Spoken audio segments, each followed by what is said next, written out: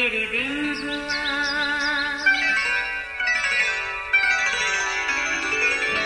نیا پھر دن ہوا، پرانی رات کا کرے سو شکر ہم خدا کی ذات کا، خدا کی ذات کا نیا پھر دن ہوا۔ آج کی آیت: مبارک ہے وہ آدمی جو خداوند پر توکل کرتا ہے اور مغروروں اور دروغ دوستوں کی طرف مائل نہیں ہوتا۔ زبور 40 چوتھی آیت: عزیزو، کسی دانشور نے کہا مجھے اپنے دوستوں سے ملاؤ، میں ابھی بتا سکتا ہوں کہ آپ کا مستقبل کیا ہوگا۔ اس مقولے میں ایک بڑی حقیقت پنہا ہے۔ اصل میں آپ کا حلقہ احباب وہی ہوگا جو آپ کے ہم طبیعت اور ہم مزاج ہوتے ہیں۔ دوستی کے معاملے میں یہ محاورہ تو زبان زدِ عام ہوتا ہے کہ بری صحبت اچھی عادتوں کو بگاڑ دیتی ہے، بالکل اسی طرح جیسے گلا سڑا پھل اپنے پاس پڑے تازہ پھل کو ناکارہ بنا دیتا ہے۔ سو ان ساری معلومات کی روشنی میں ہمیں دوستی کے معاملے میں سخت احتیاط کی ضرورت ہے۔ اس کے بارے میں خدا کا کلام بھی ہمیں سخت تلقین کرتا ہے کہ فریب نہ کھاؤ، بری صحبتیں اچھی عادتوں کو بگاڑ دیتی ہیں۔ عزیزو، مطلب یہ کہ دیکھنا ہے کہ ہم کس طرح کے لوگوں میں اٹھتے اور بیٹھتے ہیں۔ گفتگو کا موضوع کیا ہوتا ہے؟ کیا ہم اپنا قیمتی وقت ضائع کر رہے ہیں یا ہم ایک دوسرے سے کچھ سیکھ رہے ہیں؟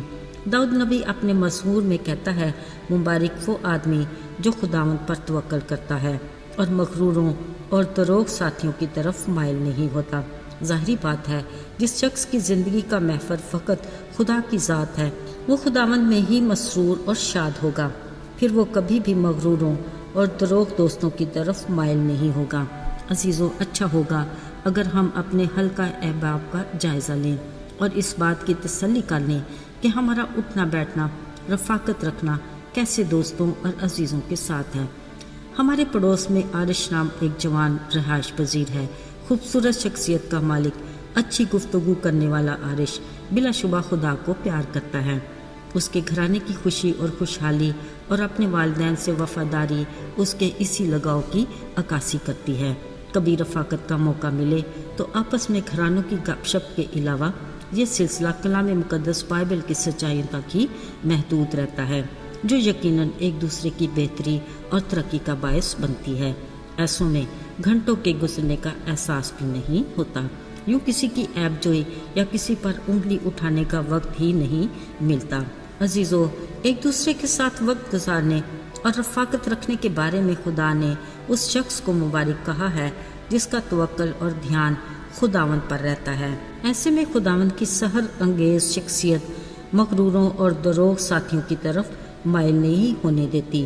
عزیزو، یسوع کی زمینی زندگی کا احوال بتانے والے 4 اناجیل مصنفین یعنی متی، مرکز، لوکا اور یوحنا نے کئی بار اس بات کا تذکرہ کیا کہ لوگ یسوع کو ڈھونڈتے اور ہر وقت اس کے منتظر ہوتے، پھر کئی گھنٹے اس کے ساتھ اس کی رفاقت میں رہتے، اس کی باتیں سنتے، تھکتے نہیں تھے، بلکہ کئی دن تو یسوع کی رفاقت میں ہی رہتے تھے۔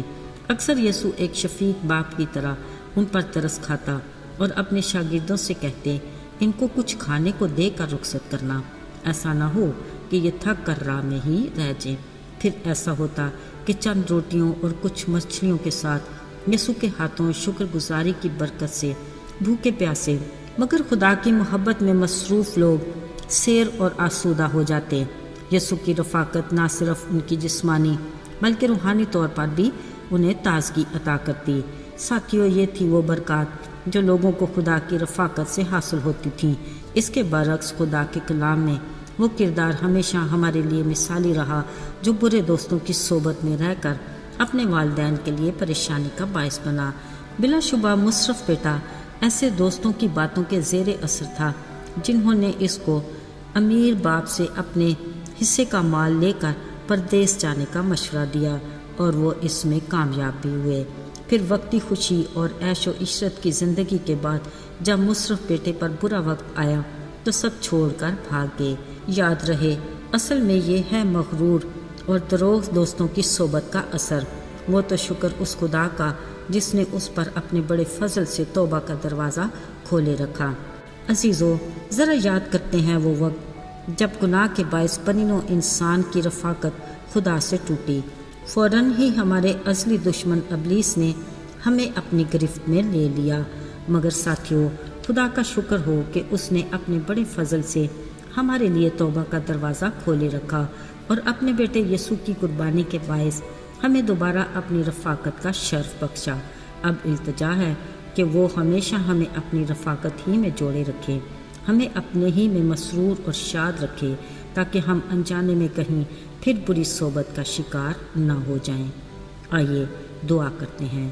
اے قادر مطلق آسمانی باپ، ہم اس بات کا اقرار کرتے ہیں کہ ہم کمزور ہیں، ہم انجانے میں اپنی خواہشات کا شکار ہو کر پرخطر راستوں پر چل پڑتے ہیں جس کی انتہا ہلاکت ہے۔